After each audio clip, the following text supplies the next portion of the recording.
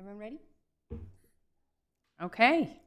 We'd like to welcome you all to the Highland Planning Commission meeting for August 27th. And we are going to begin with an invocation with Chris, and then we'll do a Pledge of Allegiance by Trent, if that's all right. Okay, we'll continue there. Heavenly Father, we're very grateful for this beautiful day and that we live in such a quiet, peaceful part of the world where we can choose to do what we want. We thank Thee for the crunchy leaves and the beautiful grass, and we are so grateful for our neighbors and our friends and that we live in such a wonderful community. We ask Thee that Thou wilt help bring light to our minds tonight, that we would be able to understand and entertain differing opinions and to value them. We express our deep gratitude to Thee in the name of Jesus Christ. Amen. Amen.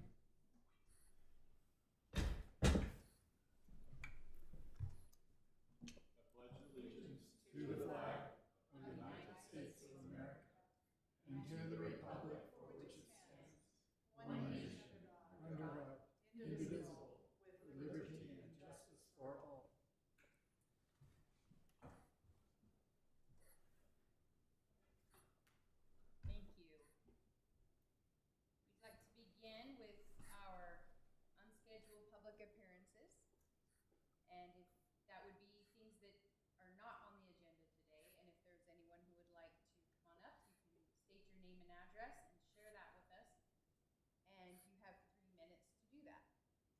Is there anyone who would like to do that? And no one online, correct?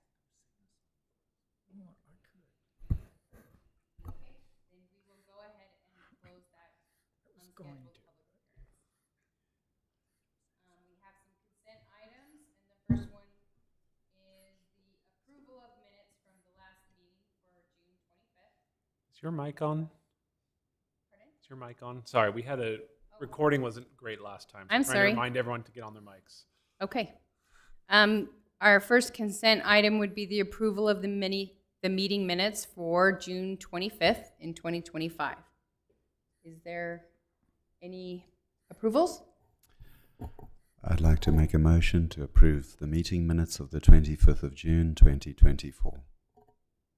Yes, 2024. Correct. Right. Because it says 25, but you're right. We are in 2024. I second that. So Claude seconds that. Thank you very much. All right. Is there anything that you would like to share with us before we move on? Vote.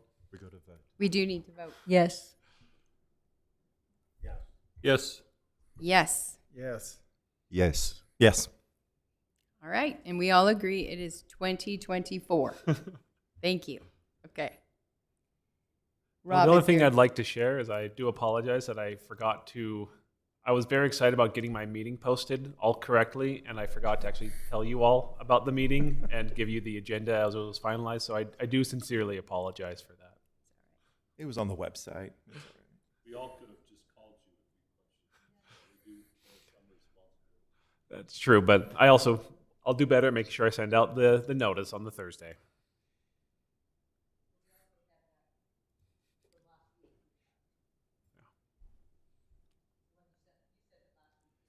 I sent kind of a heads up of Yeah, the what we're heads going up. to be talking about, and then I just forgot to send you the actual packet of the Right. specific staff information. And that was actually really helpful. Thanks. Yeah, the stuff was there. We'll be trying to do that more. Perfect. Okay. Anything other than going to the action 3? All right. So we have a public hearing ordinance, text amendment HB 476 about the water-wise notice and other things. We're going to do A and then B, but we're going to have that explained to us first. So Robert, turning that over to you. Thank you, Chair. So HB 476, House Bill 476, amendment to state law that was passed by the legislature this past year, has kind of a few tweaks to a lot of state law regarding land use, some of which I didn't incorporate into our code because it just applies. There's no need to make a specific reference to it. But there are a few things that I did want to specifically reference in our code. 3 items. First is water-wise landscaping. The state says that we can, if we want, require the builder of a new home to inform the first buyer. So home builder goes out, builds a new home in development, then they tell whoever buys it that there are some, if there are any water-wise landscaping requirements. We do have a park strip xeriscaping requirement, so I thought we could add in a requirement that a developer inform the home buyer that your park strip should be xeriscaped. Any questions on that first issue? Great. The next, as you recall, the end of last year, beginning of this year, we did that whole subdivision change due to state law. They then tweaked it a little bit more in a way that I think ultimately will be fine for the city. The primary changes are that there's a 15-day review period that used to be just for preliminary plats. Now that's preliminary and final plats, just the plat itself, the actual zoning kind of lot division. The 20-day review period that used to be for final plats and the civil drawings is now just for the engineering plans.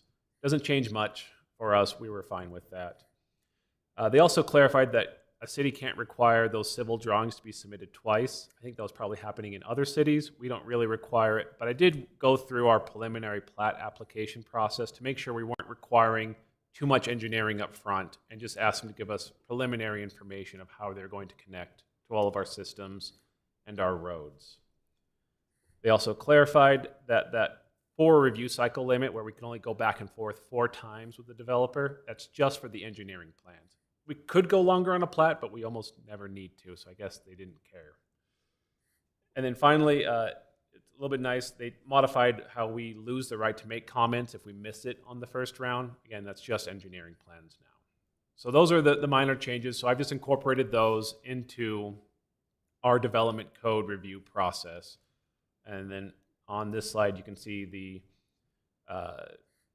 code changes, the areas where I've changed it, just to incorporate each of those different things I've walked through. But any questions on those changes, clarifications? Great. And the last change from House Bill 476 was regarding sidewalks. So as part of any development, we require, prior to they can record the final plat, they have to either complete all the public improvements or they have to give us a bond for all of the public improvements. We call it a bond. It's not actually a bond. Cash or a letter of credit. And that's to make sure that if they walk away from the development, the city can then try to complete those improvements for the benefit of the landowner. Under HB 476, they're making sidewalks a separate item. So it's not to be included with the rest of it. And it makes a lot of sense from our perspective. It deals with, you have the developer put in the sidewalk as part of the development. Then they have home builders go in and they run a bunch of trucks over the sidewalks and destroy them. And then the city requires the developer to put the sidewalk in again. So this says bond for sidewalks separately, give them a little bit extra time, and let them record plats and build homes without the sidewalks, but the city can withhold certificates of occupancy so people can't actually live in the homes until the sidewalks are done. So it solves, we've actually had this in Ridgeview, it solves the issue of, well, your sidewalks are broken, so we shouldn't issue permits for your building, but they don't want to wait for us to fix sidewalks because then they're just going to break them again as they build again. So it's actually a pretty neat solution. So I've incorporated this into our bonding process as well. Rob, just a clarification. So the cost of the sidewalk is the item that is excluded separately. It's not, you're not holding the developer hostage for the full bonding. No, Great. We're just pulling the cost out, separately bonding for it. It'll have its own process. Any other questions on this? Yeah, I have a question on that. So I like that idea, but do we have it written that the sidewalk has to be put in before someone can live in that house? Is that part of the written? That's what I'm adding into the code right now, is that we will right here. withhold certificates of Okay. occupancy, so they can't live in the home until the sidewalk in front of the home is complete. Can withhold, yeah. I said Ma- should. So is the wording can withhold? That sounds like it's optional. That's what I was. So under state law, it's optional, and what I proposed in the actual ordinance, and sorry, I thought I threw this in the slide, but I didn't. That's my. I'll quote it to you. The city shall not issue a certificate of occupancy for a single family or 2-family residence or townhome until the portion of this public sidewalk to be constructed within a public right-of-way and located immediately adjacent to the residence is completed and accepted by the Okay, city. so shall. It's pretty wordy, but I was just copying the state language word for word, more or less. Shall not. So I we guess what we're shall asking, withhold that certificate shall is what That we're means changing. until we the are going sidewalk to is do done. it. Perfect. Yeah. Rob, could you clarify something in here? It's the fourth point just above what you just read, where it says the city shall not declare a performance guarantee for a public sidewalk to be in default or redeem such a performance guarantee sooner than 18 months after the date of the performance guarantee is posted. Yes. So this was straight out of House Bill 476. They said basically once someone gives you a bond for a sidewalk, you can't redeem it for 18 months. I think some cities, their normal default time is a year. Ours is actually 2 years out, so this won't change much for us. I think they're just trying to avoid cities saying, give us a bond for your sidewalk that lasts a year. Oh, you haven't finished your development yet? Too bad. Go put the sidewalk in even though you're not building homes. This is trying to give developers 18 months to get the development done, start building homes before the city could say, oh, you failed to put in the sidewalk. We're going to foreclose your bond and take it and build the sidewalk ourselves. If it isn't a big development, like a whole neighborhood being put in a subdivision, does this hold homeowners hostage for being able to move in? Somewhat. I mean, it holds the developer responsible, so they can record their plat and start selling lots while they're finishing the improvements. It just says the homeowners will, I could see a situation where they haven't finished the sidewalk and the developers maybe being a little bit slow, but they've sold lots and people are trying to build homes. The homeowner wants to move in and the city will say, we're not going to let you until your sidewalk is done. Talk to the developer. We also have a bond for it, so if 18 months has passed, the city could go in and finish it ourselves as well. So there could be a window in there where a homeowner is held hostage. I think the goal is, though, normally we wouldn't even allow building permits to be issued without sidewalks being completed. So in some ways, they're going to get a little bit faster and shorten up the time frame between development and home building. So hopefully it gets a little more streamlined of a process. Now, I'm sure there's some developer out there that'll act poorly and not do it right, but the goal would be it all kind of streamlines through.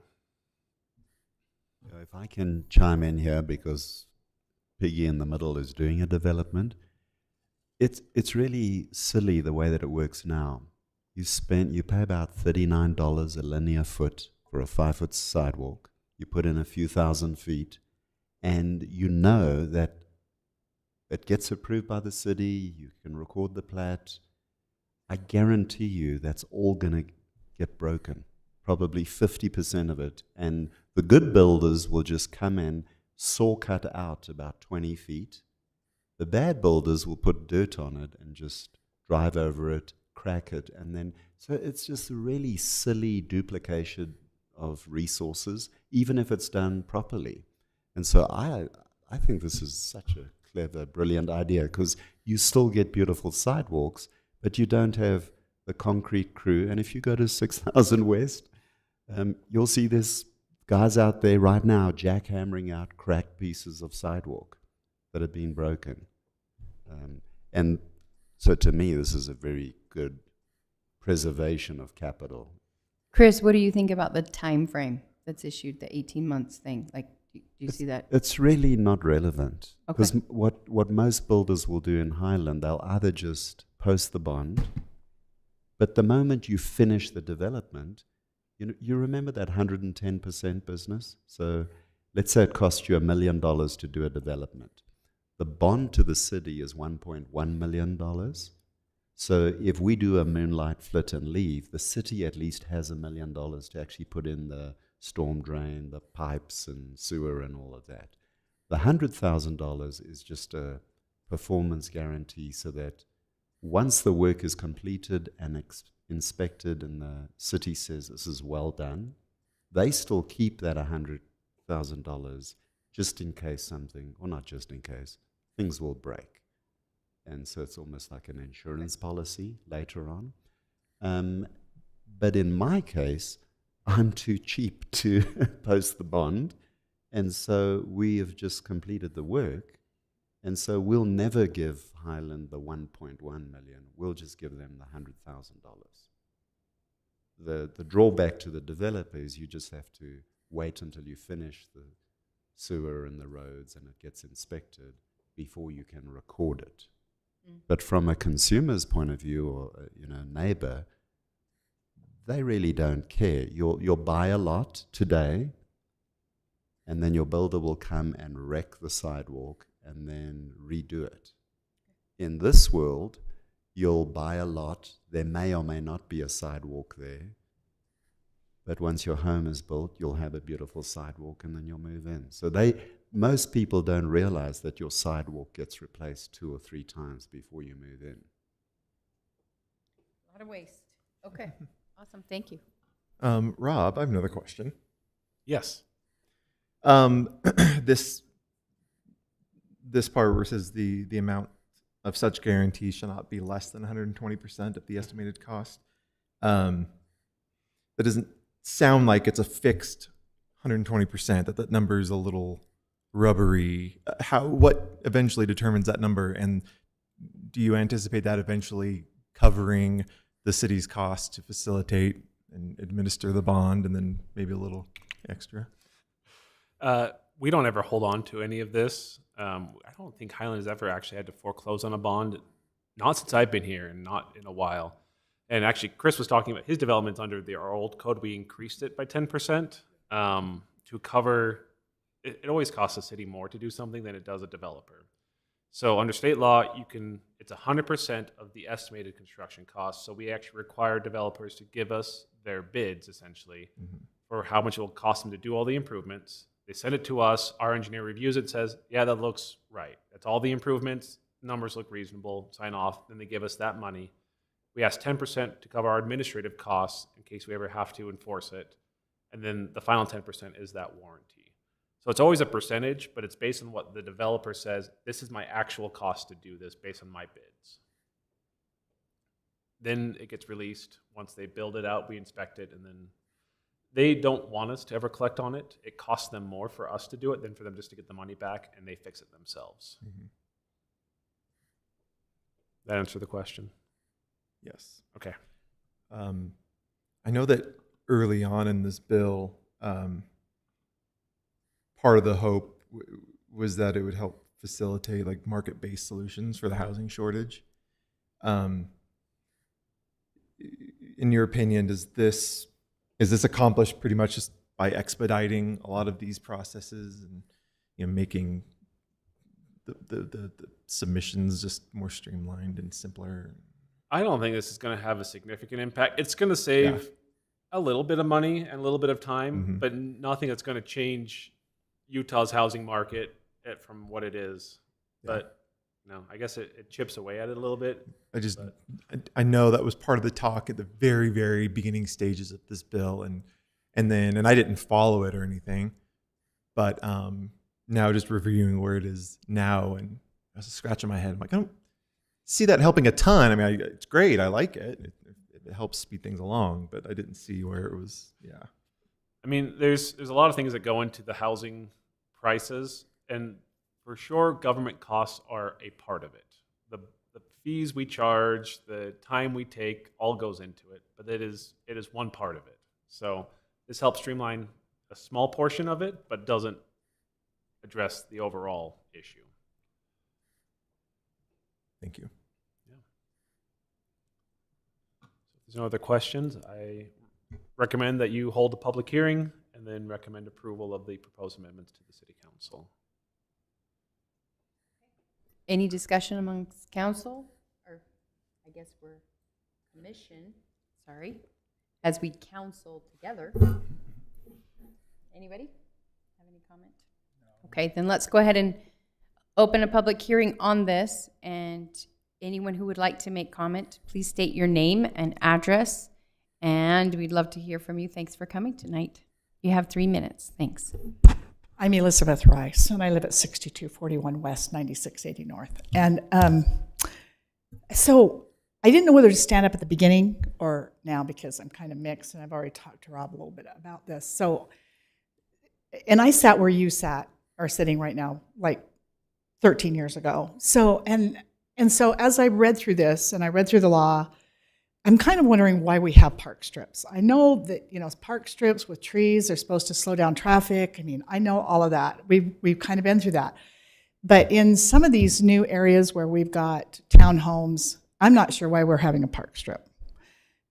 So that's just a consideration. I don't really have a dog in that fight, but I will tell you that in the last, I actually monitor my water with an app. It's called Beehive. And in the last 2 months, when I knew that they were coming to put in the new meters, I've really been monitoring my water and my water use. I sit on a half acre and I sit on a corner, which means that I have a huge park strip.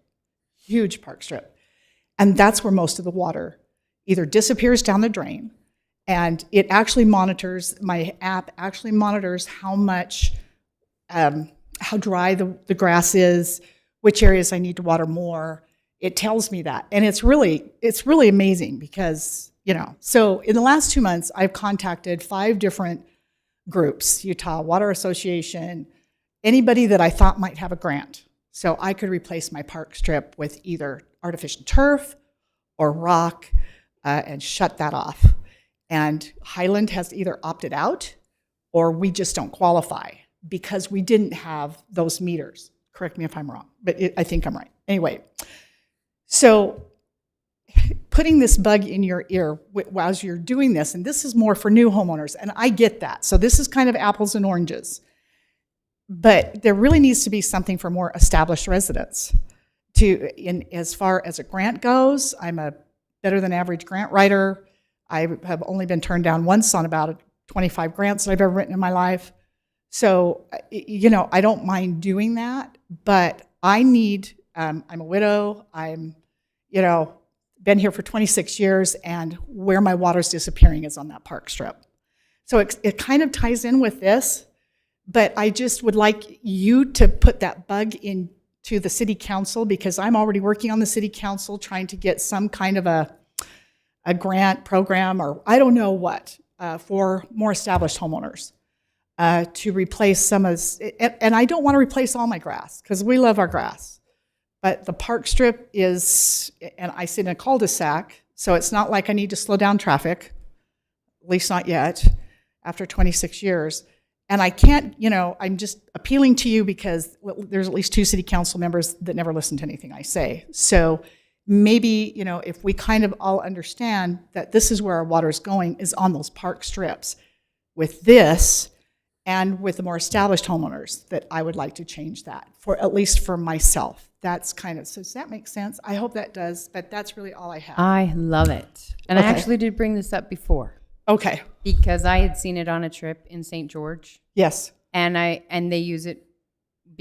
There's more people using the sidewalks, and they're a little wider yes, to accommodate. they're a little So they're wider. not right next to the street, and there is no water being lost. Yes, There's no reason to dig up that park strip to add rock when it could all be Right. sidewalk, and all the water is aimed towards the Yeah. interior yard. well, and I'm not, It makes a lot of I'm sense. not terribly fond, I didn't ask Rob if I could put cement in there, but I'm not terribly fond of rock.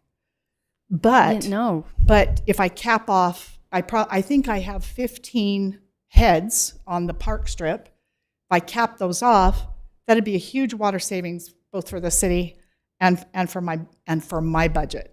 So I just think that's something that you guys need to kind of, maybe not tonight, but just kind of start to think about and push the city council a little bit. It looks really nice. It keeps a lot of yard debris out of the gutter and washing down into the sewer. Right, I think it only has pluses right. that I have seen. Well, on 2 mornings, and this was, of course, when it was like 98 degrees too, and I went out with my tape measure. I don't know, it was a little ruler, and I measured how much water was actually going down the drain, and I was a little embarrassed. So there's got to be, but I need help. I can't, because I've gotten a couple of bids, and they're out of sight. So, especially since I sit on a corner. So I just wanted to put that bug in your ear, and that's probably my 3 minutes, but I just really think we need a motivation for people like myself to say, hey, this is, not worth it to lose this much water down the drain. So, and money. Thank you for your time. Thank you. I really appreciate that comment too, because it also relocates trees that are tearing up the sidewalk Yeah. that we're constantly having to adjust and repair. And sadly here, I don't know if I should admit this in a public forum. I'm sorry, but we ripped out. Sorry. Yeah. Most of us ripped out our trees because the trees were buckling the sidewalks. And we just didn't want to fight with the city to get the sidewalks replaced. I know that in certain streets like Canal Boulevard, but I drove down there. I don't see a park strip there to put, maybe there are in one part, but on the other side there's not. But where you have trees, generally that slows down traffic. I'm not seeing that on Canal Boulevard. So I don't know if that works, but that's just food for thought. also that with Utah being dry, we have to put an awful lot of water on even the trees that supposedly are deep rooted, which are the ones we should put in a park strip so they're not breaking up sidewalks. But you have to put way more water on them to get them to get the roots down, way more than we should be putting. Much as I love trees, I get that too. So I definitely think this is an amazing idea for new developments, and I love that she's saying, what can we do? We've proposed this whole new water-wise zero-scaping, replace your park strip with something that's, low water. And if people could have permission, especially older ones where you're having to repair the sidewalk anyway, that we would be able to do something with a bigger depth and to the edge, get rid of that park strip. I absolutely love the idea. I'm happy I don't have a ton of details on cost and how we would get a bond, but while people are willing to put money into zero-scaping a park strip to conserve water, if they had the option. Well, it's the park strip that is literally draining. Yes. In my yard. And it's usually the low point in the yard, too. It's not usually the high point. But anyway, anyone else, please?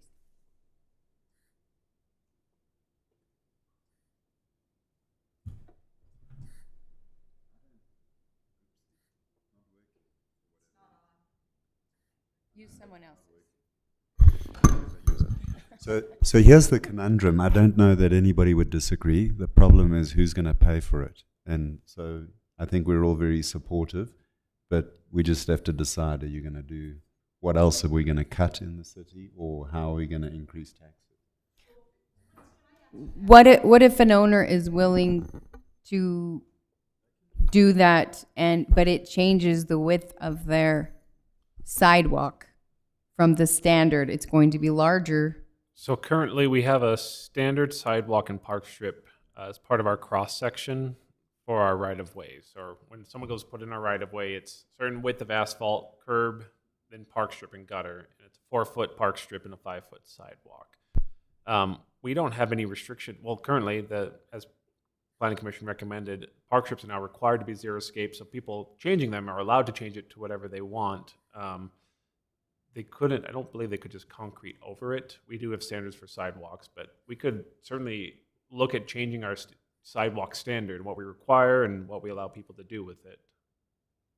That's something I've made a note on here, so that might be something to talk about in the future.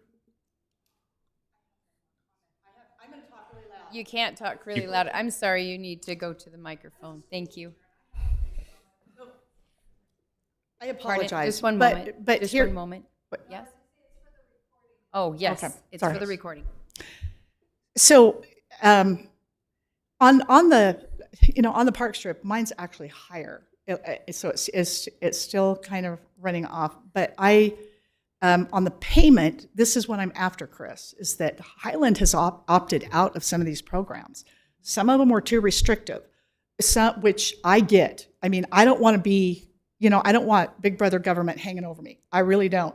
But we have got to have something. I'm not saying the Highland taxpayers need to pay for it. Maybe I need to pay for half of it or 3/4 of it. But there's got to be some kind of program that we can opt into with 5 different water user associations throughout the state. And I talked to all of them that they said Highland just opted out. And I said, why? And they said, well, they didn't have the meters. I said, well, we have the meters now. They said, well, now they would qualify for this and this and this. So it just, anyway, I don't expect Highland to pay for it. I don't, because that's what a grant is. There's federal money out there, or state money.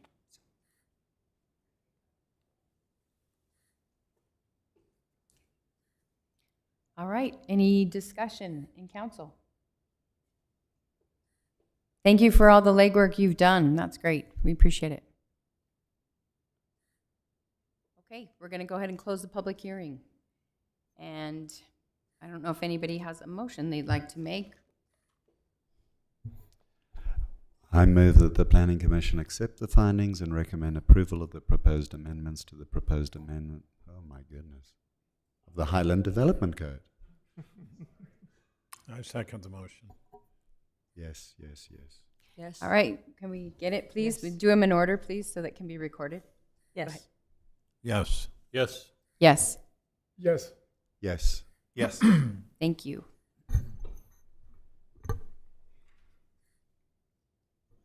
Okay, now we're on the action item 3B, and we're going to turn the time over to Rob to explain that one. Thank you. Thank you, Chair. This is a smaller update. Just as the planning minister, I've got some random questions of different parcels in the city that haven't been built on, or former common space or open space, or was a UDOT parcel that was never meant to be built on, and they always ask, well, can I build a home on it? And our code has some requirements for non-conforming lots of record, but it was a little bit unclear what that meant and some definitions. So I just wanted to clean that up as I keep getting questions, make it clear when you can build a home on it, and when you can build a home on it, and you have to put in additional requirements. So the amendments basically are, well, I'll just go through it. So it's two definitions I'm updating, and then one kind of connecting ordinance. So the first definition I wanted to touch was what a, quote, zoning lot is. So currently it's defined as a lot created on a legally approved subdivision plat with frontage on an approved city street that is in use by the public. That last section doesn't really matter. We don't care if the public uses the public street as long as it's the public street. So I propose that the lot must be served by an improved city street and utilities. The plat must be approved and recorded, and the lot cannot be designated for non-development purposes. And I give examples in the actual ordinance. Common area, open space, conservation areas. Sometimes a plat, when it's recorded, will actually designate a parcel as open space or not to be built on. Sometimes those end up through the years in someone's private hands, and they say, I want to put a home on it. Like, well, it actually wasn't meant to be a home. So that won't count as a buildable zoning lot.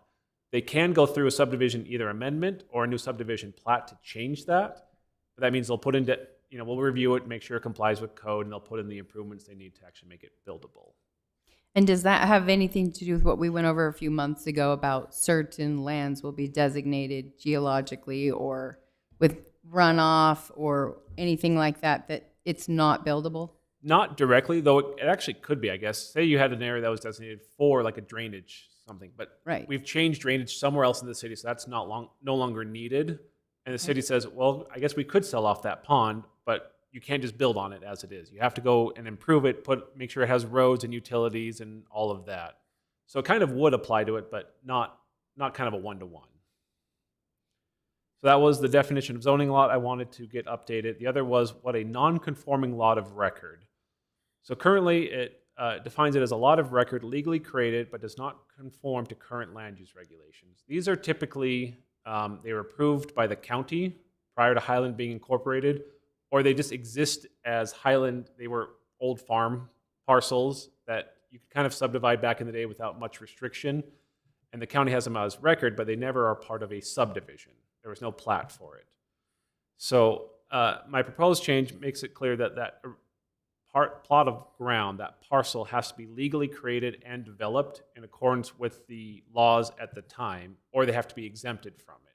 So if someone recorded a quitclaim deed that should have been a subdivision, doesn't count as a non-conforming lot of record, even if the county records it. And again, it can't be something that was designated at some point for some other non-development purpose like common area or open space. So then finally, this is why those definitions matter. So our current code, that ended up being a little bit small, sorry. But our current code says building permits can only be issued for zoning lots and non-conforming lots of record. So that's why I want to make sure those definitions are clear so we know when we can issue a building permit, when we can't. And so what I propose is also just tacking onto that. If you're trying to build on a non-conforming lot of record, something that was never part of a subdivision, wasn't really designated for development, I'm tying it to our non-conforming lot code that's elsewhere, section 3-209 of our code. And I just copied that code below so you can see it, which just says, if you're going to build on it, put in the improvements. It's a long way of saying it, but make sure if you have a new impact to a lot, put in the improvements like a subdivision. Now, related to that, I want to be clear, this will require public improvement, so curb, sidewalk, gutter, utilities, street improvements for a new home on a lot that never had a home. So an old lot of record. This will not apply, say someone buys an old subdivision from 77 and it has an existing home, they demolish it and rebuild the home on it and it's 3 times the size. We still won't require them to put any public improvements. From the city's standpoint, there's no new impact to the city. It's still a family living in a single family residence. So anyone who does that, there's nothing new for them. It's just if there's an old lot that never got built on, we'll double check it to make sure it's up to code before we allow a building permit on it for a new home for something that never had a home. So Rob, I've got an unusual use case, but not out of, it seems quite reasonable. So an existing home, existing lot, no curb and gutter, kind of the old school Highland situation. They have culinary water, but there's no PI, and they have a septic tank. So at least the way you've described it, that new palatial 15,000 square foot cottage or whatever they would call it, would they be permitted to put in a new septic, or would you force them to connect to the sewer? That's a little bit, it's very related. It's a weird use case, but I see a couple. It does come up, and actually we just dealt with this. We require everyone who is on septic, if you rebuild your home essentially, you have to connect to the city's sewer. The city has a separate code that says, and this is under state law, if you're within 300 feet of a sewer line, the city can force you to connect. The city's policy has not been to do that, but basically when your septic tank fails, or if you have to replace it, or we try to install a new one, we'll say, no, don't do that. You connect to sewer now. So it comes up with people who demo a home and rebuild it. Or if the county, you're supposed to get county health department approval of your septic tanks. If the county will fail the septic tank, then we'll say, great, you get to connect to our sewer line now. So we have a few homes in the old part of Highland. Bull River is still all on septic.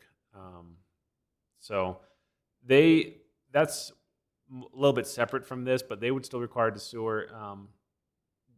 If they were, we don't really require PI connections. We don't have too many left that are still on, try to use culinary for PI, but we don't have anything specific for that.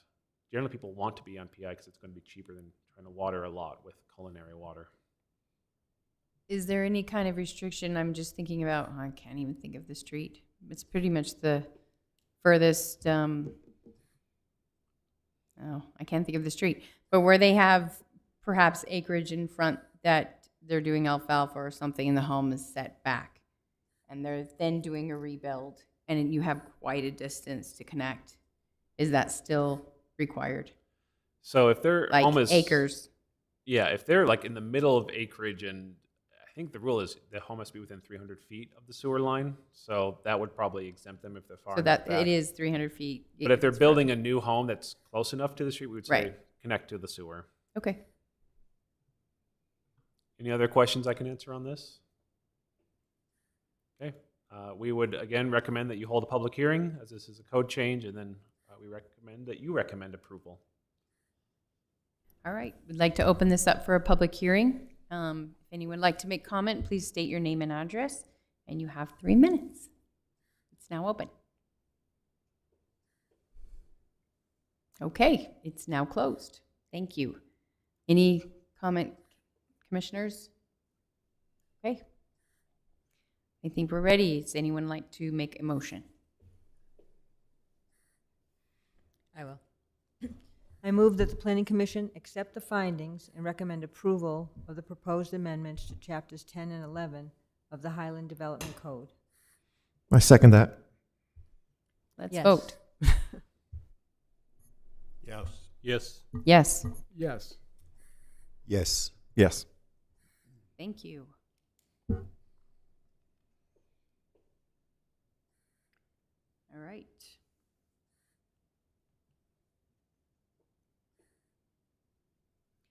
Okay, I think we have some communication items that we need to cover. Is that right, Rob? Are we ready for that? All right. First, I wanted to let you know I emailed you about this, but in case you've not been checking your email, we have an opportunity coming up here for some planning training. As part of your commitment as a planning commissioner, you agree to participate in 4 hours per year of professional development in the areas of planning and zoning. You get one of those hours satisfied just by attending all of your meetings during the year, but then you've got 3 other hours left to do. On October 10th and 11th in Provo, the Utah chapter of the American Planners Association is holding a conference those 2 days. If you'd like more information, I can send it your way. I already have. It's in your Highland City email box. I've received word from Sherry, Deborah, and Wes on this. If any of you have the time and the inclination would like to do so, this is a fantastic event. I would encourage you to take the time to do it if your schedule allows. Do you know what time it starts? Um, Friday or on Thursday? Not off the top of my head. We've got plenty of time. Yeah, let me see if I can get that for you quickly. I don't think so. Nope. Do I have it here? That was Nope. That's Which 2 days were they?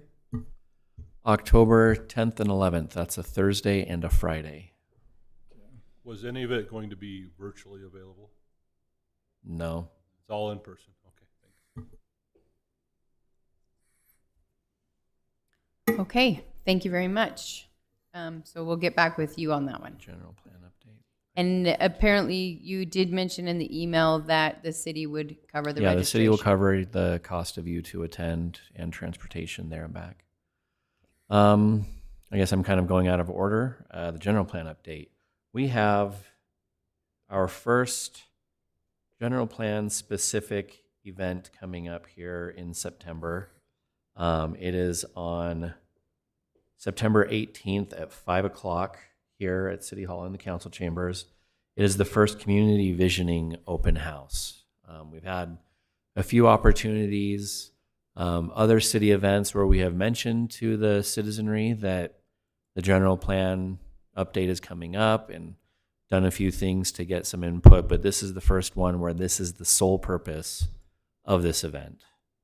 And so it will be from 5 o'clock to 7:30 on Wednesday, September 18th, here in the council chambers. We encourage you to attend, to help out, get involved, and help build the future of Highland. Are you okay if we put that out on social media to the residents? Yeah, the whole point is for the residents to come. So, yeah, so any of your community sort of Facebook things or Instagrams or whatever. Perfect. Okay. And we'll be announcing it in the city newsletter and we'll be working with our communications specialist to make sure it gets out in all the available channels and avenues that we have for making people aware.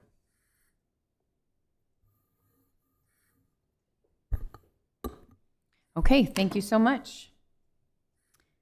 All right. I think that completes it. Our next meeting will be September 24th. We've got City Council on the 3rd and the 17th, in addition to the 18th and, the 18th. So we've got those things to look forward to. Could I just bring up, I put a little bullet point in there, just so you're aware, our next planning commission meeting, the thing I'm going to bring is a lot of changes to the code that don't do much in the way of substance, but try to reorganize the code. So what I'm going to try to do is the land use authority table is a a list that says for all of our different applications, which entities review them, which entities review and approve them. So for plats and for site plans and for everything. So it's all consolidated in one place so anyone looking at our code can understand how that works. The same for land uses. Rather than having every zone have a little bit different list of different what's allowed and not allowed, have one table that says in R120, R130, and R140, in C1, in the CR zone, and it just lists out which uses are allowed and not allowed in one consolidated place. It's something that's been requested by the council. It'll look like a lot, but all it is removing lots of little references and putting them into one place. So Excellent. that's the Will plan it for be next. accompanied by a map? Everyone loves I pictures. can give a map. We can do a map. I'll give you a map. A map would be awesome. But just as a heads up. Color-coded map. Okay. Wonderful, thank you. Okay. I think anyone like to make a motion to close the meeting? Actually, if I could just, to Deborah's question about when the conference starts, it starts at 8:30 a.m. on Thursday. If you would like to attend, please get back to me in the next few days because registration closes soon. Where is it going to be? At the Utah Valley Convention Center in Provo.